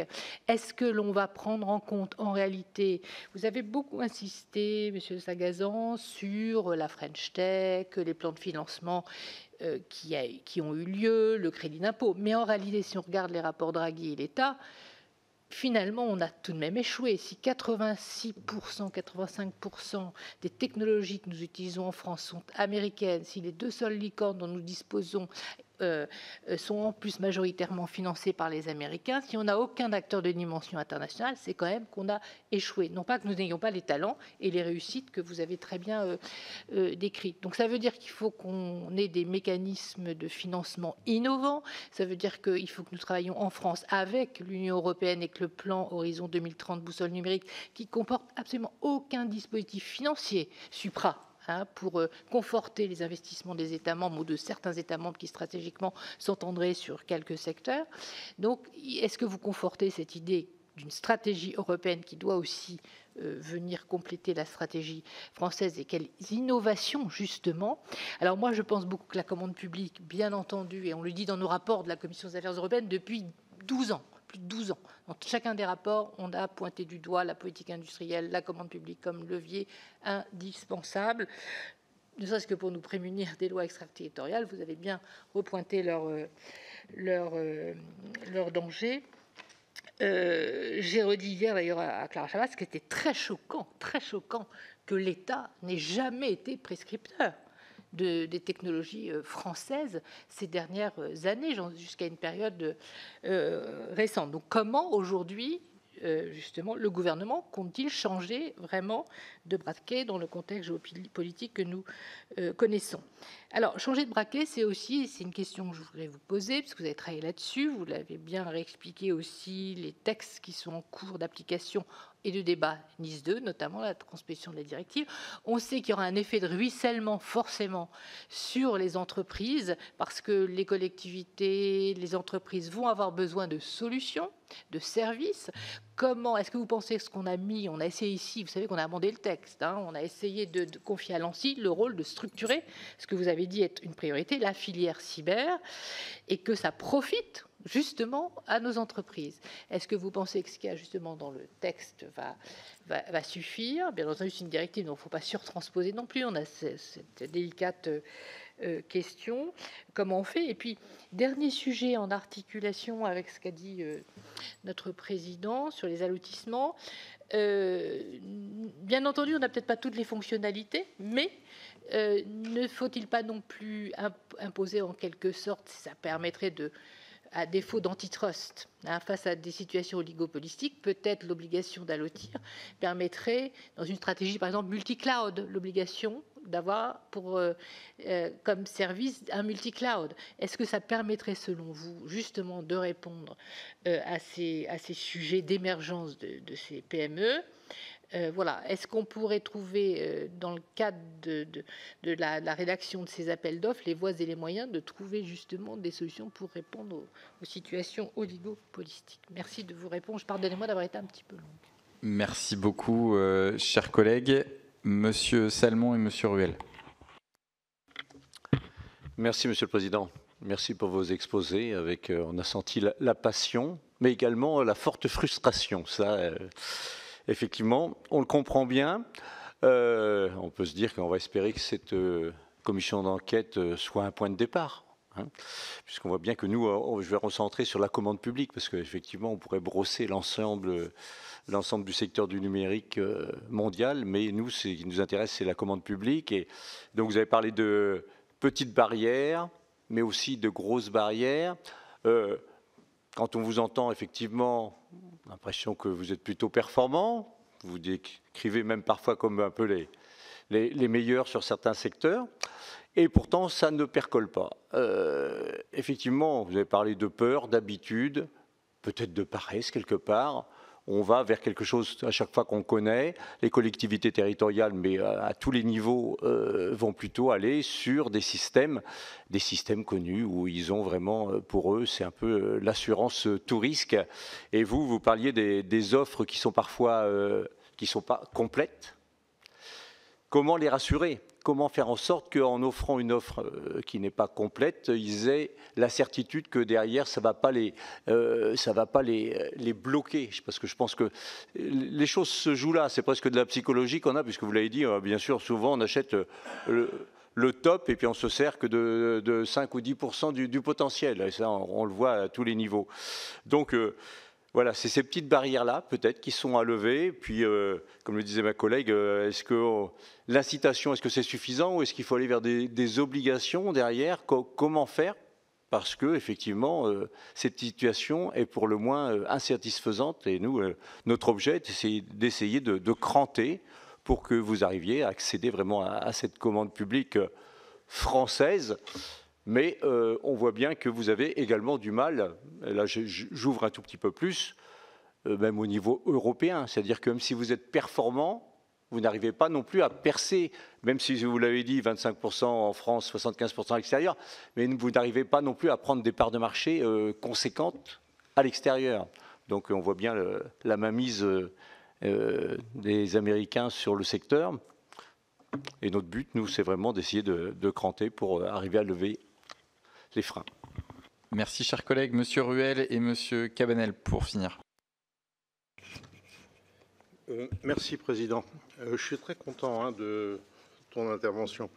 Ça rejoint tout à fait ce que je pensais, parce que vous expliquez que vous êtes implanté à l'international. Dans les autres pays majeurs où vous pouvez être, en dehors de la France, il y a aussi de la commande publique. Avez-vous les mêmes problématiques pour capter la commande publique, ou alors est-ce la même chose qu'en France? Bon, sachant que les États-Unis, c'est quand même un cas un peu particulier. Alors ça, c'est... Alors, après, je m'interroge sur... est-ce que le monde de l'industrie du numérique en France, pour simplifier du numérique, est organisé ou est structuré ou a une granulométrie similaire dans les autres pays européens, par exemple? Est-ce que c'est la même chose? Est-ce qu'on a les étincelles? Est-ce qu'on a des ETI? Est-ce que c'est une répartition un peu similaire? Et si ce n'est pas le cas, bon, pourquoi? Qu'est-ce qui se passe? Et pourquoi donc? Enfin, je pense que peut-être on n'a pas suffisamment d'entités qui montent en puissance en France. Donc, quand on compare cette situation aux autres pays, notamment européens, assez proches de nos modèles, en quoi ça se passe mieux ailleurs, et quelles raisons on pourrait invoquer? Après, je m'interroge sur le soutien. Tout à l'heure, on a bien parlé de la French Tech, etc. Le soutien dont vous bénéficiez, que ce soit BPI, que ce soit la French Tech, que ce soit Business France, quel constat faites-vous de l'efficacité de ce système-là? Parce qu'on a quand même un système que beaucoup, on ne va pas dire glorifie, mais enfin bon, moi je suis beaucoup plus réservé. Donc j'aimerais bien avoir votre sentiment là-dessus. Et puis après, je me dis, un point qui rejoint, c'est un peu ma marotte, je suis désolé parce qu'à chaque fois j'en reparle. Moi, il y a un truc qui me trouble beaucoup, c'est le phénomène des AMO. Et donc, je comprends très bien, chaque fois l'AMO joue la sécurité, machin, etc. Et donc ça ne doit pas vous faciliter les choses. Donc, est-ce que vous avez aussi un œil critique? Est-ce que vous avez des reproches particuliers à faire à ce système d'AMO, qui est un monde un peu opaque pour moi, et sur lequel certainement il faudrait faire des choses? Et puis, pourquoi n'êtes-vous pas allé monter vos startups aux États-Unis? Merci, Monsieur Cabanel, pour terminer. Oui, merci. Non, mais je vais revenir sur ce que vous avez évoqué tout à l'heure en disant que la commande publique, pour vous, était un moyen d'action pour prospérer et pour faire prospérer vos entreprises. Vous avez dit que souvent c'était de la part donc des prescripteurs un manque de volonté et certainement une amélioration à apporter dans les critères de la commande publique. Mais moi, ma question est simple, même si parfois quand on la prononce ici, ça peut paraître un gros mot, mais est-ce que vous avez une stratégie de lobbying auprès justement des acteurs publics? Mais là, vous êtes là, mais devant des gens qui, apparemment, sont assez convaincus quand même de la chose. Mais après, derrière. Dorothée. Allez, merci. Et simplement pour compléter la question de notre collègue Monsieur Ruel sur les AMO, est-ce que vous avez des solutions alternatives à proposer, des schémas nouveaux dans lesquels les collectivités, notamment les pouvoirs publics au sens large, pourraient s'inscrire? Très bien. Alors je vais démarrer, je laisserai compléter. Sur l'allotissement, notamment technique et géographique, il existe déjà des dispositifs, mais qui finalement sont assez peu utilisés et qui, s'ils étaient pleinement utilisés, permettraient non seulement d'orienter assez naturellement la commande publique vers des acteurs français ou européens, tout simplement parce que des entreprises de taille plus modeste pourraient répondre dans leur cœur de cible de leur proposition de valeur et non devoir répondre aujourd'hui dans des marchés d'offres globales où ils sont obligés soit de faire appel à de la co-traitance ou de la sous-traitance, ce qui affaiblit finalement le dossier, non seulement dans son traitement, mais dans sa perception par le donneur d'ordre. Donc évidemment que l'allotissement serait évidemment une solution à favoriser, qui existe déjà, mais qui n'est finalement pas pleinement utilisée et qui permettrait probablement déjà de réduire une partie du problème. En tout cas, tant qu'on ne l'aura pas exploité à pleine utilisation, on ne le saura pas. Ça permettra aussi d'avoir cet effet inversé, c'est-à-dire que comme les marchés seront finalement moins importants, il y aura moins de prédation sur la prise en compte de ces gros marchés, mais qui seront naturellement orientés, encore une fois, vers les acteurs, les sachants, dont c'est réellement le cœur de métier, et à la fois une tension inférieure qui sera donnée à ces contrats, puisqu'ils ne représenteront plus des mannes de transformation pour certaines, sans savoir quelle est toute la chaîne de valeur proposée, et donc permettront probablement de rendre les relations co-contractuelles beaucoup plus saines. Sur les filières à équiper, notamment on peut penser à l'arrivée de Nice 2, Dora, et notamment sur l'enjeu sur Nice 2 que ça peut avoir sur les collectivités.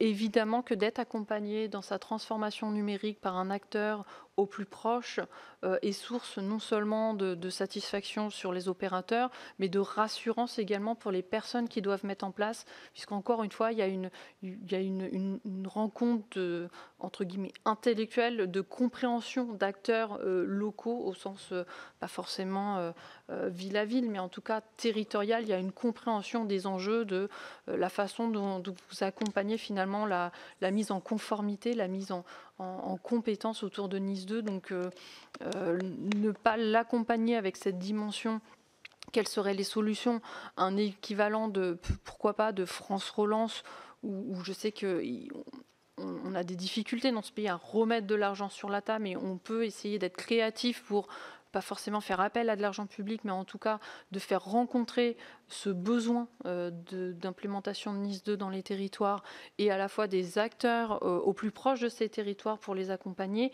Il y a tout un tas de pistes effectivement à creuser, que ce soit, on l'a vu sur le plan France Relance de l'ANSSI, on n'a pas eu besoin de besoin de réglementation dédiée pour finalement obtenir une mise en sécurisation de ces sites avec des acteurs français et européens. Donc voilà, j'ai plutôt tendance à penser que quand on veut, on peut. Il y a une politique volontariste qui doit être évidente et affichée au préalable.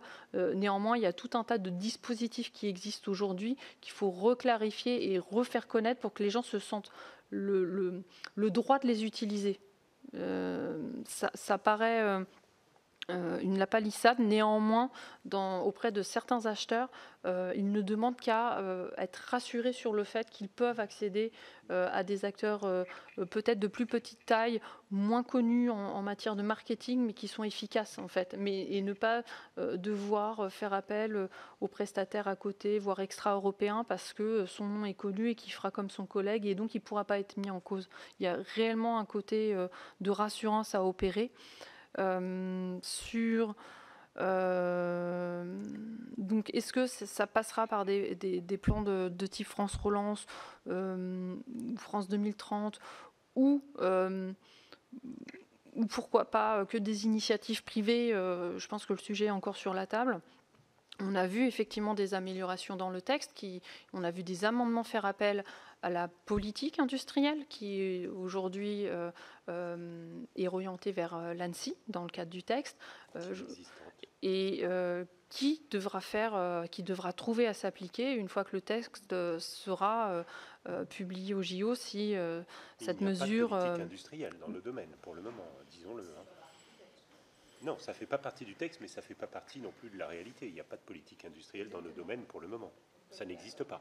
Il existe des crédits qui ont été mis en place, notamment au secrétariat général de l'investissement, avec des poches. D'ailleurs, le Premier ministre l'a évoqué il y a une dizaine de jours à Pompidou, un sommet de l'innovation, où il disait qu'il reste 15 milliards. Donc il y a 15 milliards d'euros qui sont là, et où on serait tous tentés de dire... Ce n'est pas des subventions à l'industrie qu'il faut faire.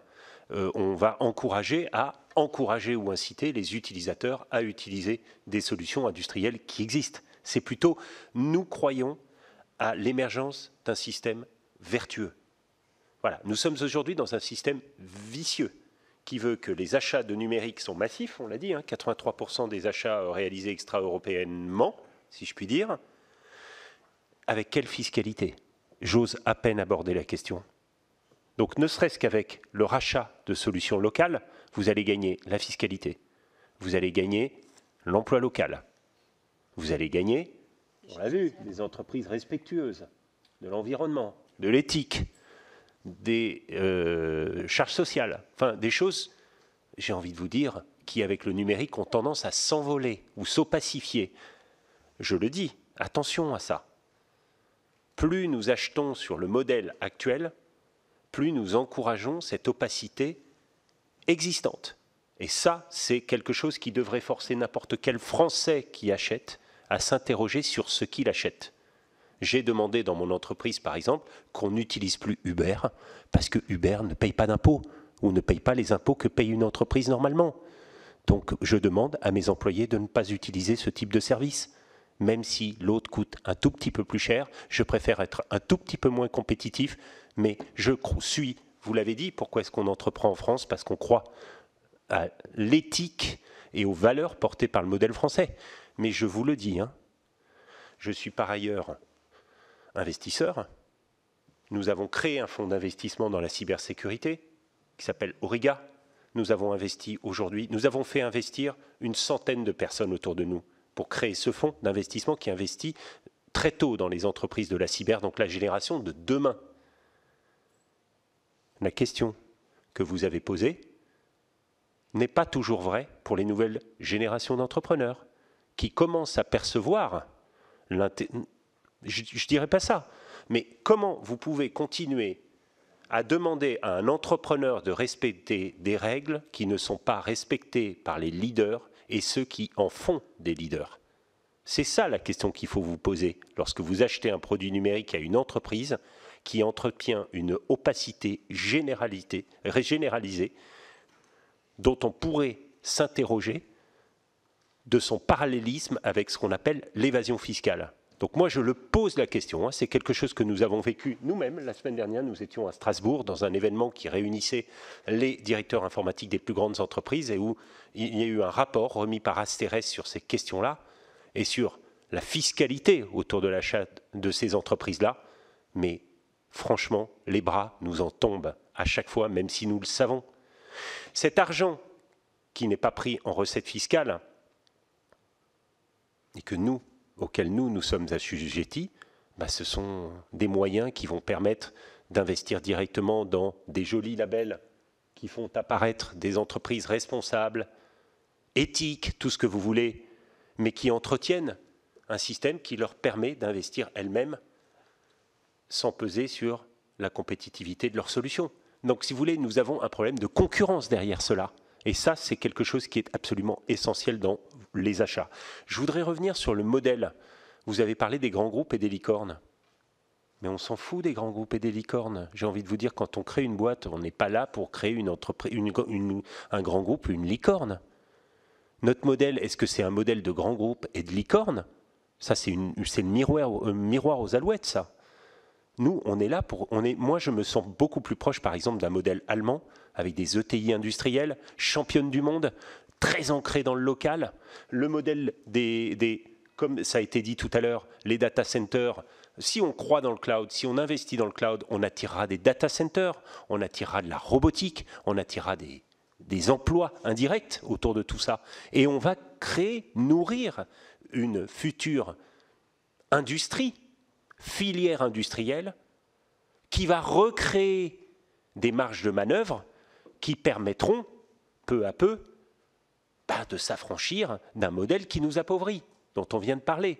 Donc, c'est absolument essentiel de comprendre que nous n'avons pas de questions à nous poser sur notre capacité d'innovation qui est bien réelle.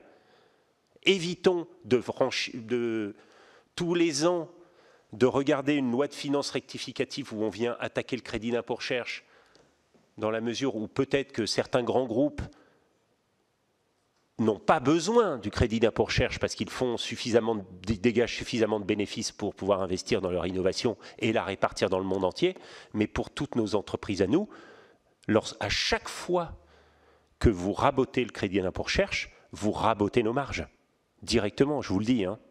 Et croyez-moi, la marge dans les PME, c'est pas la même que dans les grands groupes. Hein. Je tiens à le dire. Hein. Donc, pour 40 entreprises du CAC 40, on pénalise 5 millions ou 6 millions de PME lorsqu'on veut raboter le crédit d'impôt recherche. Donc, il faut savoir ce que l'on fait derrière ça.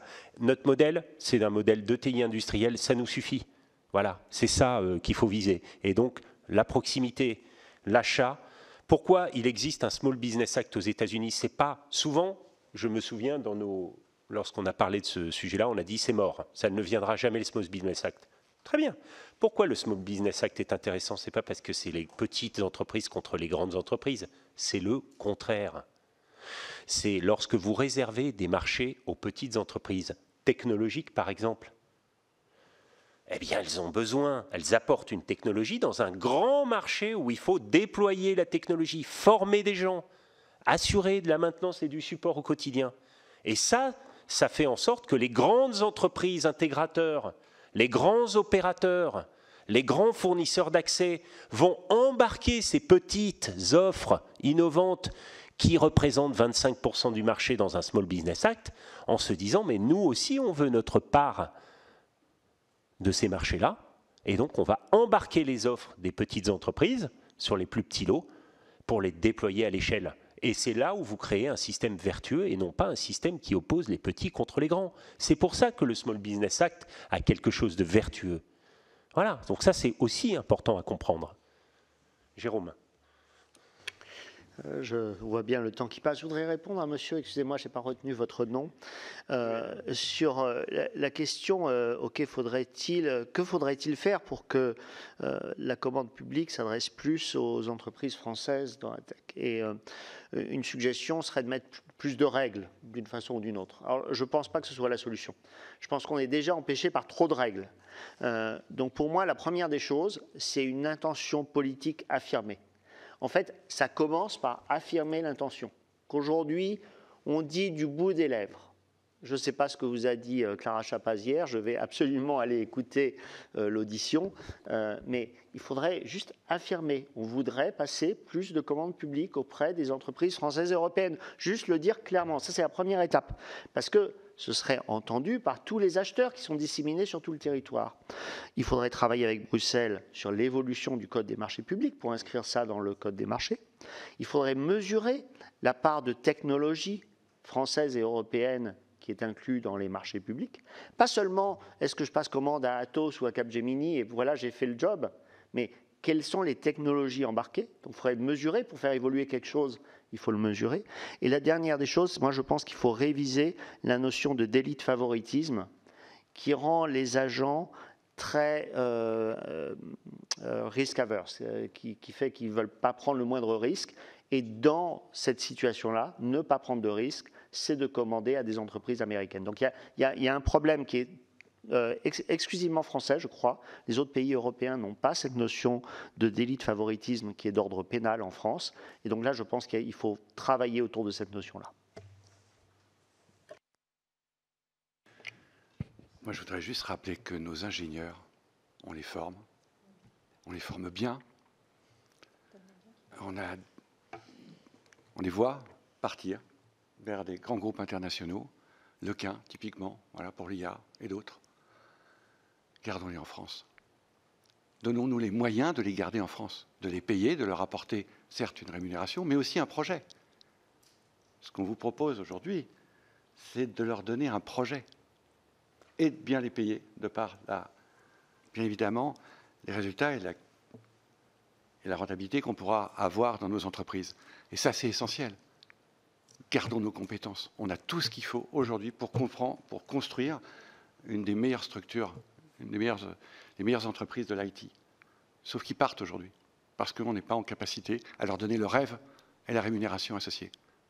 C'est ça qu'on a besoin, nous aussi, entrepreneurs. C'est ça que l'État a besoin. Vous nous dites tout à l'heure, pourquoi on ne va pas aux États-Unis construire? ou en Israël, ou ailleurs. Mais je suis français. J'y crois. Mon grand-père a construit son entreprise en France. Mes parents ont construit leur entreprise en France. Je suis petit-fils et fils d'entrepreneurs français. Je n'ai pas à partir. Bien sûr qu'on aurait pu le faire. Jean-Noël, toi, on aurait gagné beaucoup plus d'argent. Beaucoup plus. Si on était muet uniquement par cette démarche-là. On ne l'est pas. Voilà, on aime bien notre pays et on trouve qu'on a une belle histoire à raconter en France. C'est ça l'entrepreneuriat français. Dorothée ? Alors, c'est pas facile de passer derrière, puisque ça ressemble à une conclusion, et à la fois, c'est réellement ce qui anime finalement nos membres au quotidien lorsqu'ils entreprennent. Vous avez posé une question tout à l'heure sur les centrales d'achat. En fait, on est en lien avec toutes les centrales. Elles interviennent régulièrement dans le cadre de nos travaux chez Exatrust. Un certain nombre d'entre elles sont tout à fait en phase avec ce que l'on dit. Là où ce qu'elles nous font remonter, et je partage réellement la proposition de Jérôme, c'est qu'il faudrait avoir une vision claire. Il faudrait que la préférence française européenne ne soit pas vue comme un gros mot, ne soit pas vue comme une atteinte à l'OMC, mais juste comme une question de bon sens pour développer notre industrie et soit le moteur d'une politique industrielle construite avec des objectifs. Et en fait, ça changerait finalement assez peu le cadre réglementaire, mais ça changerait tout, en fait, dans l'intention qui est la nôtre. Le mot entrepreneur est un mot français, le concept, on a des très beaux entrepreneurs. En fait, il faut leur redonner, comme le dit Stéphane, cette dynamique, leur donner les outils au service de leur propre dynamique, avec des interlocuteurs qui sont à même de faire bouger les choses, mais qui se sentent en droit d'être dans une logique partenariale. Et je crois que quelqu'un d'entre vous a posé cette question. Ce qui manque en France, c'est une logique de partenariat entre la commande publique et les acteurs que nous représentons. C'est-à-dire que lorsque vous avez un besoin, que vous le sourcez, qui ne vous semble pas complètement construit, c'est d'appeler les industriels de ce pays, de les réunir et de leur dire, voilà, à échéance 5 ans, 10 ans, il nous faut ce besoin. Est-ce qu'on le construit ensemble? Aujourd'hui, on a des programmes France 2030, ils doivent répondre à ce besoin. Mais lorsque l'on met des subventions sur France 2030, il faut garder la logique derrière de SpaceX et de tous ces gros acteurs qui se sont construits. Il faut leur donner de la commande. Il ne faut pas juste les aider à se construire, il faut les aider à grossir et il faut avoir ce plan de vision à 20 ans déjà au démarrage quasiment de la R&D. Enfin, il faut avoir l'ambition de les accompagner jusqu'au bout et pas juste de les lancer pour qu'ils démarrent. C'est limite le plus facile de les lancer parce que des ingénieurs de talent avec plein d'idées, il y en a plein en France. Ce qu'il faut, c'est les aider à construire et de passer de l'idée de la conceptualisation au développement et à l'exploitation de cette idée pour en faire demain des industriels de niveau européen. Et en fait, ce qu'il manque aujourd'hui, c'est cette logique d'hybridation, de développement de logique entrepreneuriale en mode on a un besoin, on a des compétences, on rassemble tout le monde dans une pièce et on y va en fait. Et ça paraît assez simpliste, mais c'est pas si simple à faire parce qu'on n'a pas réussi à le faire alors que les États-Unis ont signé leur texte. Probablement, alors que les États-Unis ont quand même signé le Buy American Act, c'est 1933. Le Small Business Act, on est 1953. Enfin, il y a eu du temps quand même depuis pour se dire on doit être dans une logique industrielle. En fait, il faut se donner les moyens de se repositionner tel quel et d'être beaucoup plus proche. Je finis par un témoignage. Je travaillais, comme l'a évoqué M. de Galzin, dans une autre filière.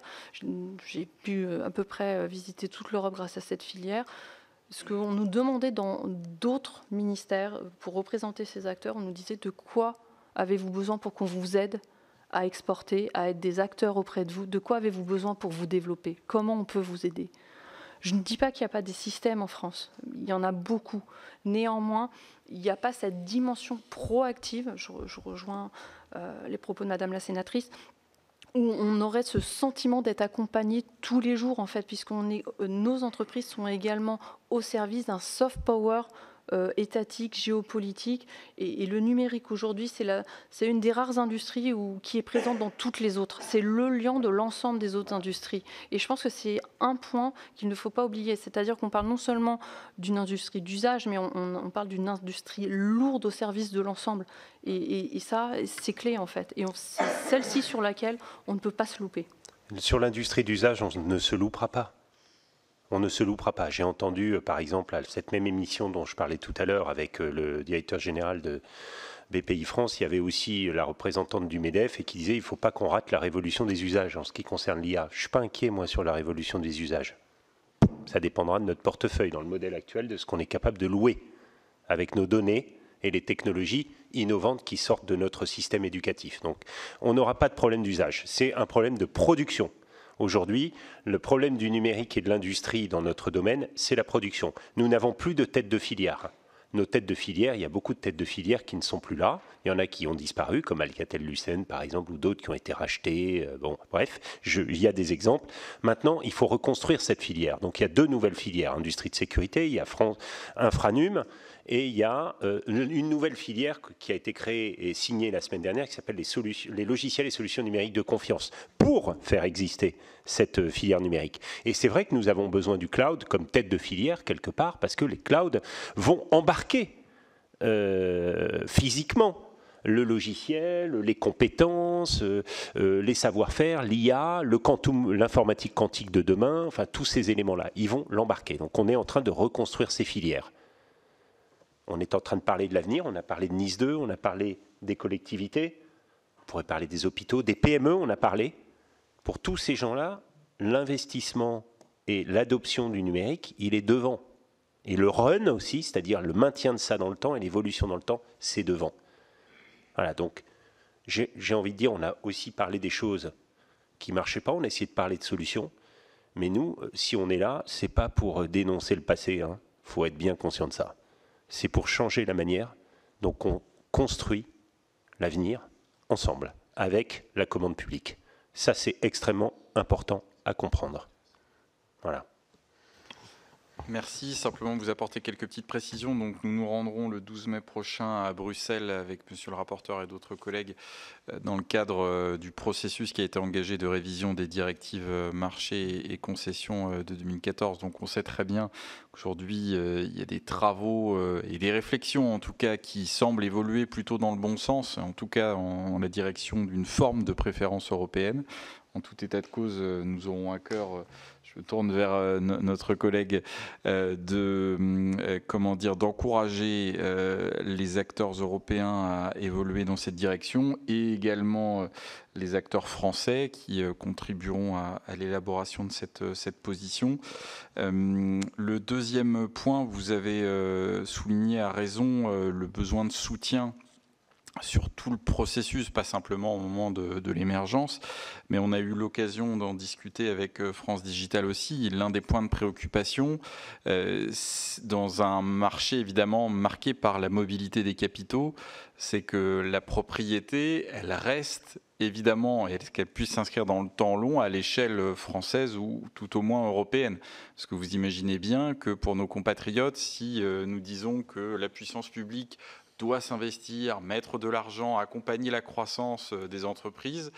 C'est pas pour que demain, et je n'ai pas dit du tout que c'était vos intentions, mais on nous explique que ces mêmes entreprises seront rachetées par des multinationales américaines. Et c'est pour ça que la question de notre collègue rapporteur était importante. C'est pas tant la taille pour la taille, mais c'est qu'à un moment donné, de fait, il y a cet effet de seuil qui fait que même sur des ETI plutôt bien assises, quand vous êtes Google ou Microsoft, vous pouvez racheter à coût de milliards, ce qu'aujourd'hui en Europe, on est plus en difficulté de faire. Donc en tout cas, ça c'est un point de vigilance que nous aurons aussi dans le cadre de nos travaux et de nos réflexions et que je pense vous partagez.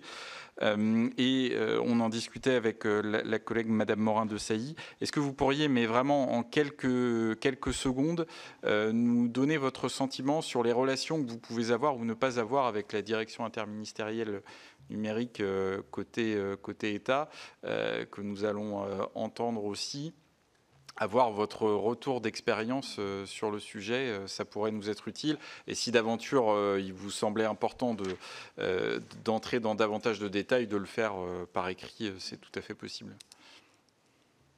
Alors, oui. Vous voyez la tête des gens. C'est difficile de parler d'un de nos donneurs, ce qui est censé être un de nos partenaires et un de nos donneurs d'ordre, vous comprenez bien, sans risquer l'opprobre ou de se retrouver rayé de certaines procédures.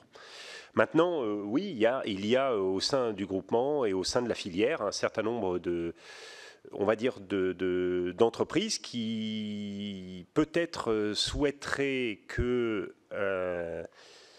certaines organisations publiques consacrent davantage de temps à accompagner la transformation de leurs organisations plutôt qu'à développer leurs propres solutions.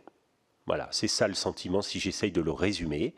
Et donc, il y a certaines entreprises dans nos domaines, que ce soit dans le domaine donc, de ce qu'on appelle les digital workplace, les réseaux sociaux d'entreprise, les outils collaboratifs, la messagerie, certains sujets de niche, comme ça, sur des usages de niche, il y a un certain nombre d'éditeurs ou d'acteurs qui considèrent que parfois certaines offres sont créées. Ce n'est pas exclusif à la DINUM, hein, ça existe dans d'autres organisations, à l'ANSSI ou dans d'autres organisations du paysage, et qui parfois s'interrogent de voir des offres directement issues de développement faits par des agences de l'État ou des organismes publics plutôt que utiliser les solutions portées par l'industrie.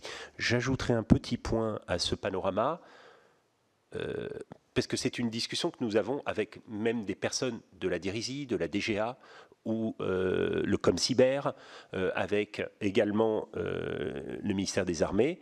Il y a un vrai sujet autour de ce qu'on appelle la dualité, les produits duals, les technologies duales, pardon, excusez-moi, les technologies duales donc à usage civil et militaire, qui ont, dans le passé, et encore présentement sur certains aspects, conduit des intégrateurs ou des sociétés de services à développer des logiciels sur mesure, qui s'avèrent difficiles à maintenir, souffrant d'obsolescence programmée dès le départ, hein, on ne va pas se le cacher, puisque la vertu d'un éditeur de logiciels, d'un opérateur de cloud, c'est de fabriquer une solution technologique industrielle. C'est pour ça qu'il faut dire que la technologie crée de l'industrie dans sa capacité à être reproduite et adaptée aux besoins de manière générale. Voilà. Et ça, c'est important à comprendre. Le business model d'une société de service, ce sont les compétences qu'elle met à disposition, en particulier pour créer des logiciels ou des solutions spécifiques, ou adaptées à un contexte spécifique, à les concevoir également. Hein. Bon, j'essaye de ne pas restreindre, évidemment, l'activité de nos partenaires, nos premiers partenaires, mais le propre d'un éditeur est d'offrir une solution qui réponde à un besoin à l'état de l'art de ce besoin, avec une recherche d'un standard d'utilisation mondial. C'est un produit industriel. Et c'est pour ça que c'est l'alliance de cette technologie industrialisée avec le savoir-faire des sociétés, des ESN ou des opérateurs qui permet de répondre aux besoins en alliant les petits et les grands, en alliant le global et le local. Et ça, c'est extrêmement important à comprendre pour faire en sorte que notre industrie se développe et que les acteurs que nous sommes dans cette industrie se développent. C'est très important à comprendre. Et pour répondre, on parlait des collectivités, les établissements de santé, les SDIS pour les pompiers, tout un tas les CROUS, les académies, les grades, enfin dans tous ces domaines où le secteur public est très présent, mais nos entreprises, dans le groupement Exatrust ou d'autres associations, elles ont des milliers de clients. Des milliers de clients. Donc les solutions, elles marchent. Mais ce qui est difficile, et là je vous le dis, c'est difficile pour vous comme pour nous, c'est comment se fait-il, je parlais de contrat cadre tout à l'heure, comment se fait-il qu'il faille aller convaincre chaque collectivité, l'une après l'autre, remplir le même cahier des charges, aller chercher, dépenser autant d'argent pour aller chercher les mêmes solutions standardisées, déjà utilisées, largement utilisées, qui répondent aux besoins, alors qu'elles sont sous la main. Et enfin, je veux dire, à un moment donné, dans tout ça, Hein, remettons aussi les pieds sur terre, simplifions-nous la vie. Faisons-nous confiance parce qu'au quotidien, ça fonctionne. C'est ça qui est génial. Et je vais vous dire un truc. Moi, je me souviens de la stratégie, on a parlé de France 2030, la stratégie autour des hôpitaux. Quand j'étais en confinement, je me souviens, on a sorti un plan pour aider les gens en confinement parce que d'un seul coup, tout le monde était bloqué chez lui. Il fallait que les gens continuent à travailler. Les technologies duales, à l'époque, c'était compliqué, les technologies duales. Ces environnements trop compliqués, etc., alors qu'il fallait continuer à travailler tout de suite. Ben, on a un petit peu assoupli les règles et on s'est aperçu que ça fonctionnait bien pour collaborer, communiquer, faire des visios, travailler ensemble, faire du traitement de texte, etc., etc. Les solutions, elles existaient. Et puis nous nous sommes tous mis en marche ensemble, on a ouvert nos licences, on a dit on verra plus tard, on va travailler ensemble, on mobilise, on met toute l'offre en place d'abord sur le site Exatrust, puis ensuite on l'a mis avec le site de l'industrie, avec le site du ministère du numérique, du ministère de la santé, etc., etc. On a multiplié ce dispositif pour le mettre à disposition des gens. Ça a fonctionné. Il n'y avait pas tellement d'appels d'offres, hein. Fallait aller vite, fallait offrir, fallait remplir le besoin.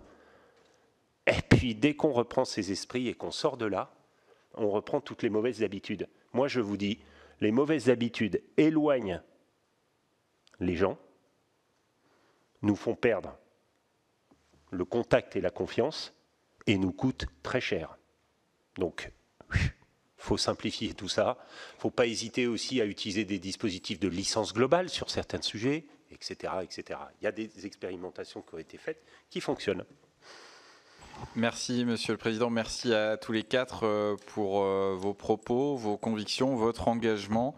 Sachez que le message a été bien entendu par moi-même, Monsieur le rapporteur et les collègues, et que nous sommes à votre disposition pour poursuivre nos échanges dans le cadre du questionnaire, évidemment, qui vous a été adressé. Si vous souhaitiez apporter des compléments également dans les prochaines semaines, nous avons prévu de rendre nos préconisations d'ici la fin du mois de juin.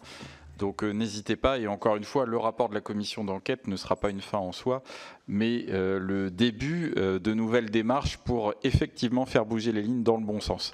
Merci à vous encore.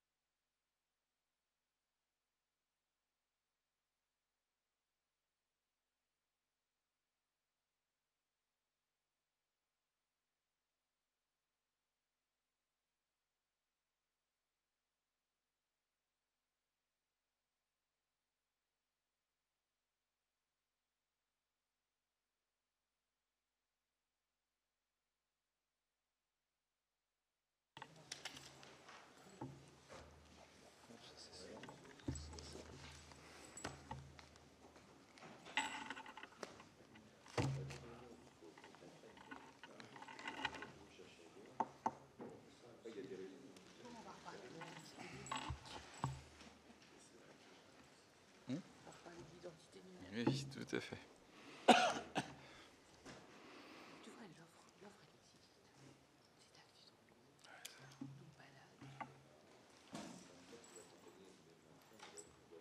Vous nous dites quand vous êtes prêts. Hein.